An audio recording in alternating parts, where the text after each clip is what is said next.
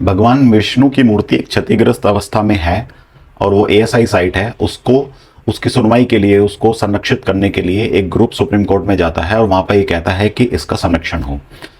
Chief justice of India उसकी खुद सुनवाई करते हैं और वो सुनवाई करते समय ये कह सकते थे कि ये जो साइट है, जो वो भगवान विष्णु की जो साइट है, वो एएसआई के अंडर आता है, तो वही उसका संरक्षण भी करेगा और हम अलग से कोई ऑर्डर नहीं। लेकिन उन्होंने ऐसा नहीं कहा।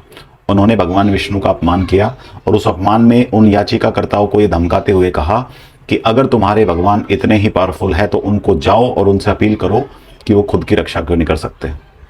तो भारत का top supreme court of India, जो उच्चतम न्यायालय है, वहां से हिंदू धर्म के लिए इतना अपमान। क्या सीजीआई में ये हिम्मत है कि वो भारत के किसी भी दूसरे धर्म के लिए सेम टिप्पणी कर सकते हैं? क्या सीजीआई में ये इतने साहस है कि वो सेम तरीके की बात मुस्लिमों के लिए, क्रिश्चियन के लिए, जो दूसरे धर्म उनके लिए कह सकते हैं? उनके लिए सड़कों पर हंगामा मच जाएगा। ये हिंदू है जो सहनशील है, और मुझे तो लगता है सहनशीलता नहीं होती। अगर आप ऐसे ऐसे शब्दों को भी एब्जॉर्व कर जाते हैं, ऐसे शब्दों पर भी विरोध नहीं कर सकते हैं, तो आप फिर धर्म का संरक्षण या धर्म का पालन किस प्रकार करेंगे?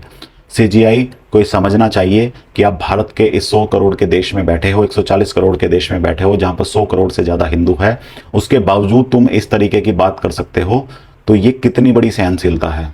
फिर भी हम संविधान का पालन करके या हिंदू संविधान का पालन करके यही कहते हैं कि ये सिर्फ गलत है। हम ये नहीं कह रहे कि उनके खिलाफ पूरा आंदोलन खड़ा, हम सिर्फ ये कह रहे हैं कि उनको माफ़ी मांगनी चाहिए और ऐसे किसी भी बयान पर सरकार को भी स्टेटमेंट जारी करना चाहिए कि ये पूरे धर्म का अपमान है, और ऐसा कोई भी स्टेटमेंट सुप्रीम कोर्ट से या किसी भी संस्था से कोई स्वीकार्य हो ही नहीं सकता। इसका जमकर विरोध होना चाहिए।